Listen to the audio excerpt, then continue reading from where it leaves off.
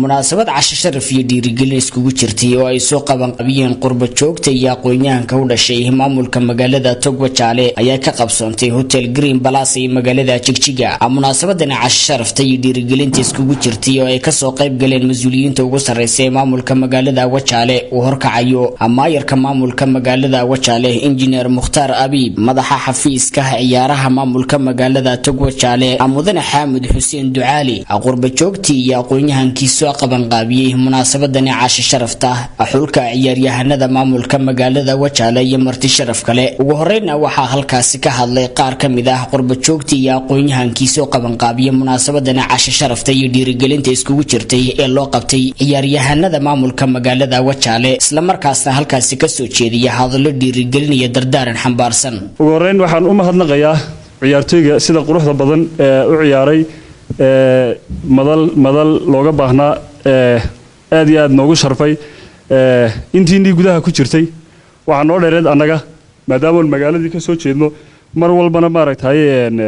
nala leeyahay waa magaaladiinii ciyaartaas soo bandhigteen guuldarradu dhib ma laha oo guul iyo guuldarro labadaba loo joogaa, laakiin muhiimaddu waa qaab ciyaareedka iyo maxaa la dhahdaa team spiritka qaabkaad isugu xidhnaydeen. waxaanan aad u sii xoojin lahaa un maaragtay in aad isku xidhnaantaa maaragtay group ahaan guul waxa lagu gaari karaa innagoo isku xidhan markaynu isku xidhnaano inta garoonka ku jirta iyo inta dibadda joogta iyo inta maaragtay kursiga kaydka ku jirta oo macnaheedu ahayn in laga maarmay balse ay tahay in maaragtay gadaal loo dhigto waxa weeyaan saving aad u tihiin. waxaan saddex qodob baan isdul taagi doonaa oo ugu horeeyo faa'iidooyinka sportiga markaan leenahay dhinacii bay'ada iyo dhinacii maaragtay caafimaadka maxuu leeyahay faa'iidooyinka uu leeyahay sportigu maxay tahay. sidoo kale waxaan bal diiradda yar saari doonaa walow waqti ugu gaaban yahay haddana waxaan isku dayi doonaa inaan hal iyo laba ka idhaahdo ka qaybgalka dhalinyarada ee horumarka magaalada markaan leenahay waa magaaladeennii Wajaale gaar ahaan guud ahaana dee horumarkii ka socday deegaanka. dardaaran ama waxa weeyaan sidii qaabkii aynu dib ugu nooleyn lahayn dib ugu soo maaragtay halabuurkiisa u soo yegleeli lahayn xafiisyada u asaasnaa dhalinyarta xafiiskii sportiga sidii aan functional waxaad moodaa iminka inuu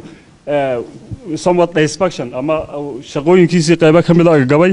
ha ahaato dhinaca maaragtay taakuleynta taageerada ay ku leedahay marley mas'uuliyiintii ay u xil saarnaa hawshan way nala joogaan. iminka sportska ganacsatada iyo maamulada iyo qurba joogtu way dhiirigeliyaan. annaga xilligeedii waxaan soo gaarnay iyadoo cagaag lagu ciyaaro ama dacas lagu ciyaaro, marka nasiib baad dileediin marka loo eego xilligeedii xagga qurba joogta haddaan ka hadlo qurba joogta waxaa jirta gabadh la yiraahdo Muune Dhagaweyne oo aan noo kala saarin labada daamood intay labadii daamoodba isku soo ururisay deedna ka dhigtay dad waxtar leh oo imika Wajaale qurba joogtu in badan bay maqantay. waxa laga yaabaa inay shaygii labaad ee malaha ay qabtaan inay imika tahay, marka taas dhiirigelin bay idin noqonaysaa haday qurba joogtu idila garab istaagto wixii ay idin tari karaan dhiirigelin bay idin noqonaysaa. ugu horeyn ilaahay baa mahad iska leh inagoo caafimaad qabno goobtan quruxda badan isku keenay xafladan casho sharafta. mar labaad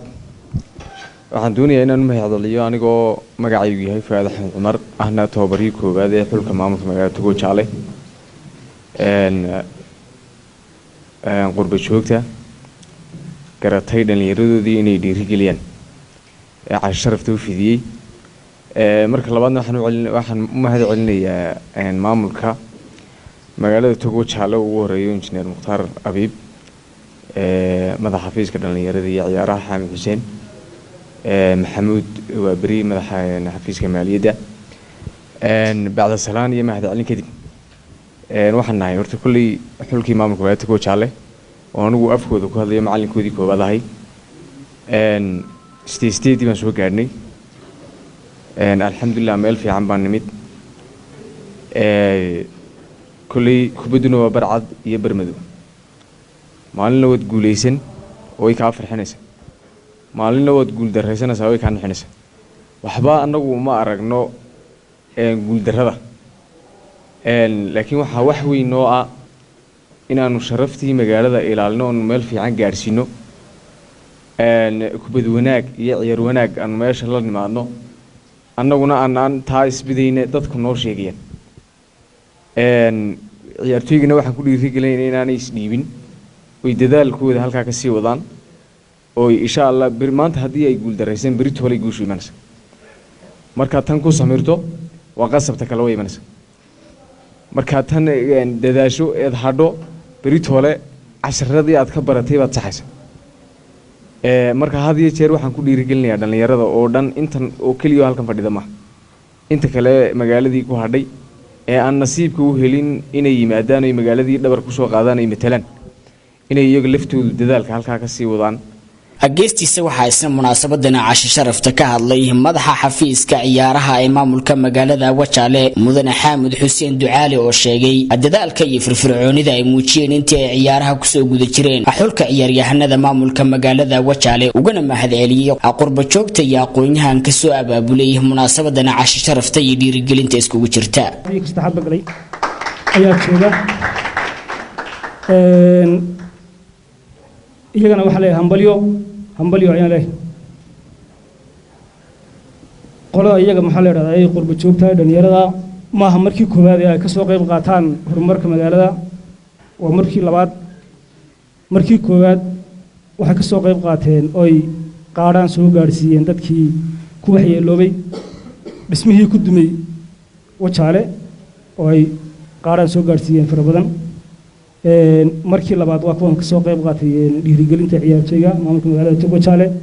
iyagana waxaan leeyahay halka ka sii wada waa dadaalaysaan hambalyo ayaan iyagana leeyahay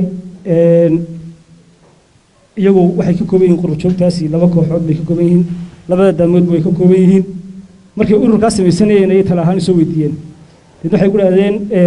bal talana si loogada marka ay sameeysanayeen ayaa waxaan tala ahaan ku siiyeen ay ka dhigtaan bridge-ka inaga gaarigu inoo saaraya ganacsiga in iyagoo qacmo ay saaran yihiin inay noqdaan iyaguna markaasi bridge-kiis horumarka development-kiis ku xidhi lahaa labada daamood bay ka shaqayn lahaa qurba joogtu waa kaalin muhiim ah ay ku leeyihiin horumarka dal kastaba waa niman dhalinyara waa niman soo koraya waa niman maxaa la yidhahdaa waxbarasho iyo ganacsiba ka shaqeeya inay horumarka magaaladooda iyo dhalinyartooda hor u qaadaan iyagana aad baan ugu dhiirigelinayaa halkan ay ka sii wadaan iyagana intaas ayaan ku dhaafayaa xagga xafiiska dhalinyarada iyo maamulka horta bulshada qof kastaba kaalin bulshada ku leeyahay aqoonyahanku door bay ku leeyihiin bulshadooda dhalinyaradu door bay ku leedahay maamulkuna door buu ku leeyahay haweenku door bay ku leeyihiin odayaasha culimadu door bay ku leeyihiin bulsho kasta oo meel taalna waxa dhisa waa dadkeega weeyaan say dadka si u fikiraan uun bay bulshadaas ku hormartaa odayga magaalada jooga ugu dambeynna waxaa munaasabadan casho sharafta iyo dhiirigelinta iskugu jirta ee ay soo qaban qaabiyeen qurba joogta iyo aqoonyahanka maamulka magaalada Wajaale ka hadlay amaayarka maamulka magaalada Wajaale injineer Mukhtaar Abiib isla markaana uga mahadceliyay qurba joogta iyo aqoonyahanka soo abaabulay munaasabadan casho sharafta iyo dhiirigelinta iskugu jirta Xuseen ciyaaryahanadu inay ciyaar wanaag la yimaadeen intii ay ku guda jireen garoonka Assalaamu alaykum wa rahmatullahi wa barakatuh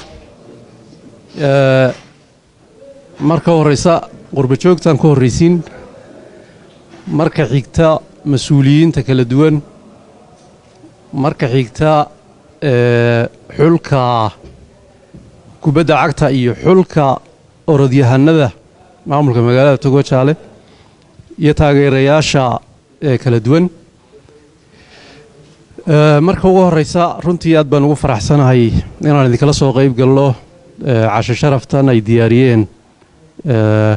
qurba joogta maamulka magaalada Wajaale qurba joogtu way ka ilbaxsan tahay dadka kale hadda ka hor casho sharafyo kala duwan baa jiray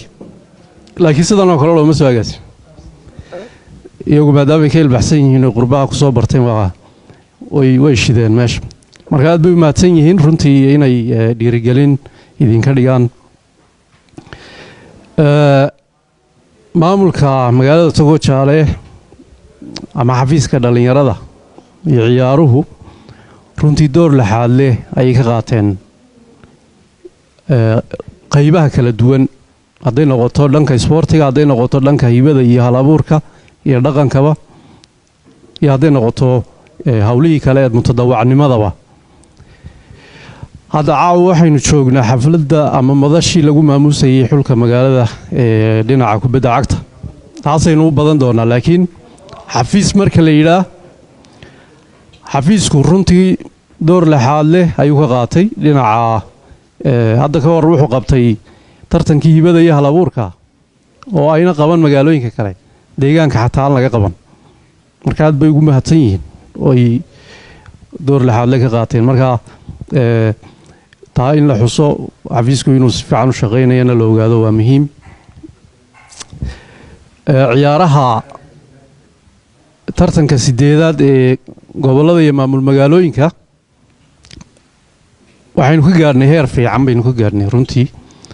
ciyaar wanaag iyo akhlaaq wanaag iyo dhinac walba marka la eego meel fiican baynu ka gaarnay. aad baan ugu faraxsannahay. munaasabadani casho sharafta iyo dhiirigelinta iskugu jirtay ee loo qabtay xulka ciyaaryahanada maamulka magaalada Wajaale ayaa ay soo qaban qaabiyeen qurbajoogta iyo aqoon-yahanka ka soo jeeda maamulka magaalada Wajaale. ugu dambeynna waxaa halkaasi munaasabada casho sharafta furay amaayirka magaalada Wajaale injineer Mukhtaar Abiib. Cabdixakiin Maxamuud Muuse, Cabdixakiin Rijaal, wararka telefishinka Nabad TV, Jigjiga.